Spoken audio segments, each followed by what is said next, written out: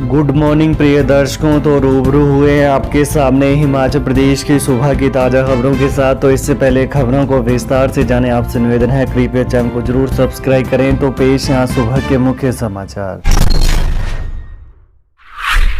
माता पिता ने शोध के लिए बेटे का शव मेडिकल कॉलेज को किया दान, समाज सेवी होने का निभाया फर्ज। समाज सेवा करना कोई आसान काम नहीं है, इसके लिए हर समय तन मन धन न्यौछावर करने को तैयार रहना पड़ता है। यह बात सार्थक की है बलह क्षेत्र के समाज सेवी दंपति की। उन्होंने अपने दिव्यांग बेटे की मौत के बाद उसका शव लाल बहादुर शास्त्री मेडिकल कॉलेज को शोध के लिए दान कर दिया है। पिता बलविंदर जेबीटी शिक्षक हैं, जबकि माता मीनाक्षी गृहिणी हैं। उनका कहना है कि बेटे के शरीर पर मेडिकल के प्रशिक्षुओं की ओर से जो शोध किया जाएगा वो देश और दुनिया के लिए बहुत उपयोगी होगा। दरअसल लंबी बीमारी के बाद 16 वर्षीय दिव्यांग किशोर का निधन हो गया था। उनके माता पिता ने रिश्तेदारों सगे संबंधियों के साथ बात करके शव दान करने का फैसला लिया। हर चौके छक्के पर तालियों सीटियों से गूंजा स्टेडियम, न्यूजीलैंड टीम को ले डूबा खराब क्षेत्र रक्षण। ऑस्ट्रेलिया न्यूजीलैंड मैच में हर चौके छक्के पर स्टेडियम तालियों और सीटियों से गूंज उठा। ऑस्ट्रेलिया के सलामी बल्लेबाजों ने दर्शकों का मनोरंजन किया। करीब 10% दर्शकों के साथ मैच शुरू हुआ था, लेकिन रोमांच बढ़ते बढ़ते स्टेडियम भर गया। ऑस्ट्रेलिया की पारी के दौरान क्रिकेट प्रेमी खिलाड़ियों की हौसला अफजाई करते नजर आए।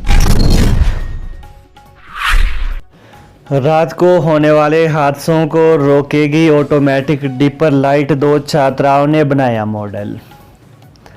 रात को वाहनों की लाइट से होने वाले हादसों को रोकने के लिए एक ऑटोमेटिक डिपर सिस्टम का विकल्प सामने आया है।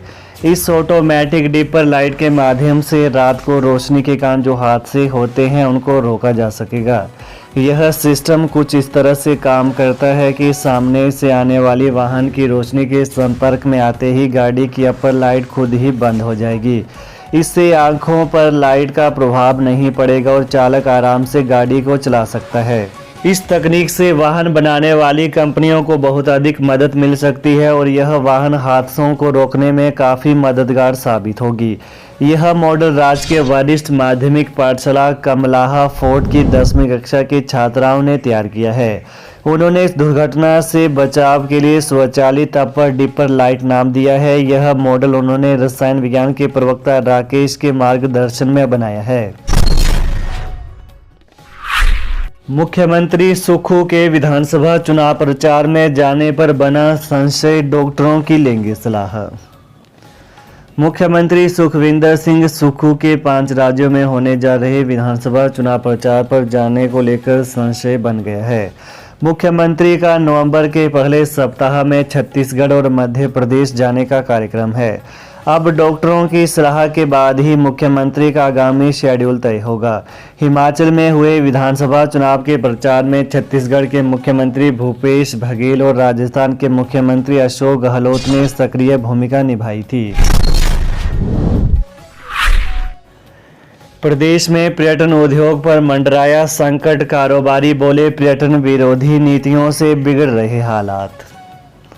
Himachal Pradesh tourism stake industry holders ने आरोप लगाया है कि प्रदेश में पर्यटन विरोधी नीतियां पर्यटन उद्योग के लिए खतरा बन गई हैं। इन नीतियों के कारण पर्यटक हिमाचल आने के बजाय अन्य राज्यों का रुख कर रहे हैं। अगर इन नीतियों में सुधार नहीं किया गया तो हिमाचल प्रदेश में टूरिज्म इतिहास बनकर रह जाएगा। प्रदेश में पर्यटन कारोबार के सहारे अपनी रोजी रोटी चल रहे हजारों कारोबारियों को इसका खामियाजा भुगतना पड़ेगा। टूरिज्म स्टेक इंडस्ट्री होल्डर्स के प्रदेश अध्यक्ष मोहिंदर सेठ ने बताया कि पर्यटकों का दूसरे पर्यटन राज्यों का रुख करना हिमाचल पर्यटन उद्योग के लिए चिंता का विषय बन गया है। सरकारी व निजी स्कूलों के विद्यार्थियों के लिए ओरो स्कॉलर माइक्रो प्रोग्राम शुरू।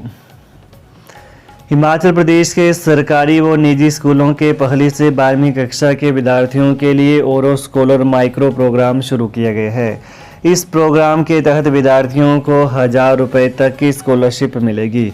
इसके लिए छात्रों को प्ले स्टोर से ओरो ऐप डाउनलोड करनी होगी। इसमें छात्रों के लिए कक्षावार क्विज होंगे जिसमें 10 मल्टीपल प्रश्न होंगे। इनके उत्तर छात्रों को देने होंगे।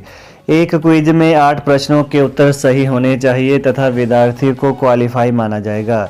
यह स्कॉलरशिप 50 रुपये से शुरू होगी। एक क्विज के विद्यार्थी को 50 रुपये मिलेंगे। छात्रों को ऐसे 4 स्टेप पार करने होंगे। इसके बाद उनके खाते में 1000 रुपये की राशि आएगी। कक्षा के सिलेबस के मुताबिक ही यह क्विज तैयार किए गए हैं। अब एलपीजी चूल्हा रेगुलेटर पाइप की होगी जांच। उपभोक्ताओं को चुकाने होंगे इतने रुपए। हिमाचल प्रदेश के एलपीजी के घरेलू उपभोक्ताओं को सुरक्षा जांच करवानी होगी। इसके एवज में सेवा प्रदाता कंपनी के प्रतिनिधि को 236 रुपये चुकाने होंगे। सुरक्षा जांच में प्रतिनिधि ऐप के जरिए मानकों की जांच पड़ताल करेंगे और उपभोक्ता को जागरूक करेंगे। यदि किसी भी प्रकार की कमी होगी तो उसे बदलने का आग्रह किया जाएगा ताकि भविष्य में कोई किसी भी प्रकार की अनहोनी का खतरा कम हो सके। 10,000 मेधावियों को टैबलेट लैपटॉप की जगह नकद राशि देने की तैयारी। हिमाचल प्रदेश में 10वीं 12वीं कक्षा समेत कॉलेजों के 10,000 मेधावियों को टैबलेट लैपटॉप की जगह अब नकद राशि देने की तैयारी है। शिक्षा विभाग ने इस बाबत प्रस्ताव तैयार कर दिया है। मुख्यमंत्री सुखविंदर सिंह सुक्खू के शिमला लौटने पर इसको लेकर फैसला होगा। वहीं शैक्षणिक सत्र 2022-23 की मेरिट सूची में शामिल मेधावियों को सम्मानित करने की प्रक्रिया के तहत यह नई व्यवस्था हो सकती है। वहीं वर्ष 2021-22 के विद्यार्थियों के लिए इलेक्ट्रॉनिक्स कॉरपोरेशन के माध्यम से टैबलेट की खरीद हो रही है। धूमल सरकार ने साल 2012 में 10वीं के 4000 मेधावी विद्यार्थियों को लैपटॉप देने की योजना शुरू की थी। दिसंबर 2012 में प्रदेश में सत्ता परिवर्तन के बाद भी यह योजना जारी रही। 1000 एसएमसी शिक्षकों को भी मिलेगा छुट्टियों का वेतन। प्रस्ताव बनाने में जुटा निदेशालय। प्रदेश के सरकारी स्कूलों में कार्यरत करीब 1000 एसएमसी शिक्षकों को छुट्टियों का भी वेतन मिलेगा। शिक्षा मंत्री रोहित ठाकुर के निर्देशों पर उच्च शिक्षा निदेशालय इस बाबत प्रस्ताव बनाने में जुट गया है। जनवरी और फरवरी 2023 का शिक्षकों को वेतन नहीं दिया गया है। प्रारंभिक शिक्षा निदेशालय छुट्टियों के वेतन का भुगतान कर चुका है। राज्य सचिवालय सरकारी दफ्तरों में नहीं पहन सकेंगे जीन्स टी शर्ट। आदेश न मानने पर होगी कार्रवाई। हिमाचल प्रदेश सचिवालय समेत सरकारी दफ्तरों में अधिकारी और कर्मचारी अगर जीन टी शर्ट या अन्य गैर फॉर्मल कपड़े पहनकर आए तो उनके खिलाफ अनुशासनात्मक कार्रवाई होगी। हिमाचल प्रदेश हाईकोर्ट और अन्य अदालतों में भी अधिकारियों और कर्मचारियों को फॉर्मल ड्रेस पहनकर ही जाना होगा।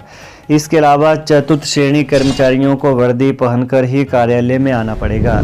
प्रधान सचिव सामान्य प्रशासन भरतखेड़ा ने इस संबंध में एक सर्कुलर जारी किया है। सर्कुलर में स्पष्ट किया गया है कि प्रदेश उच्च न्यायालय ने वर्ष 2017 में इस संबंध में निर्देश जारी किए थे। उसके बाद कार्मिक विभाग ने सभी विभागों को दिशा निर्देश तैयार कर जारी किए थे जिसमें ड्रेस कोड के बारे में जानकारी दी थी। इसमें स्पष्ट किया गया था कि सरकारी अधिकारी और कर्मचारी उपयुक्त औपचारिक साफ और अच्छे दिखने वाले और सही रंग के कपड़े पहनकर ही सरकारी दफ्तर में आएंगे। तो ये हैं प्रातः के मुख्य समाचार। तो प्रदेश की ताजा खबरों को जानने के लिए कृपया चैनल को जरूर सब्सक्राइब करें। धन्यवाद। जय हिंद, जय हिमाचल।